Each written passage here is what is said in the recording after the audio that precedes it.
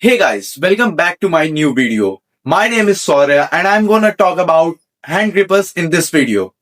See, forearm is the most underrated thing in fitness industries.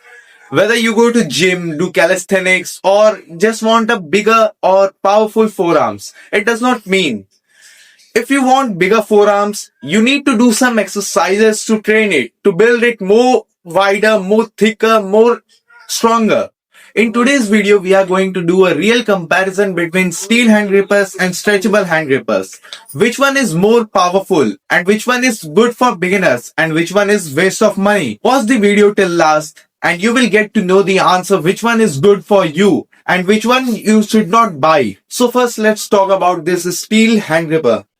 It is made up of pure steel. It usually comes in different types like 100 lbs, 150 lbs and 200 lbs.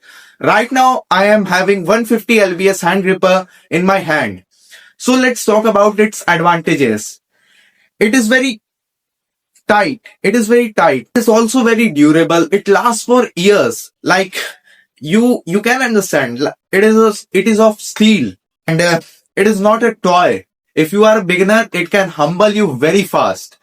If you go to gym regularly and want a real thick forearms, so you can go for this hand gripper. It will give you a real strength in your forearms and it will pump your forearms like nothing else. So now we have stretchable hand gripper. It is made up of rubber and elastic materials. You can wear it like this and stretch it. It builds mind-muscle connection. It is of light resistance, good for beginners, good for joint pain and warm-up and rehabs. But the question is that, does it really build strength which you want in your forearms? Let's find out. So let's do a real test between these two hand grippers. Now let's go with steel hand gripper. It is very hard to stretch. My forearm is feeling the burn inside. Like every rep is very heavy, every rep is very hard. It is really very good for your forearms if you want to build real strength in it. You will feel every rep like it's burning your forearms. It is compressing your forearms like nothing else. So let's take this stretchable hand grippers. I wear it in my forearms and it is very easy to stretch.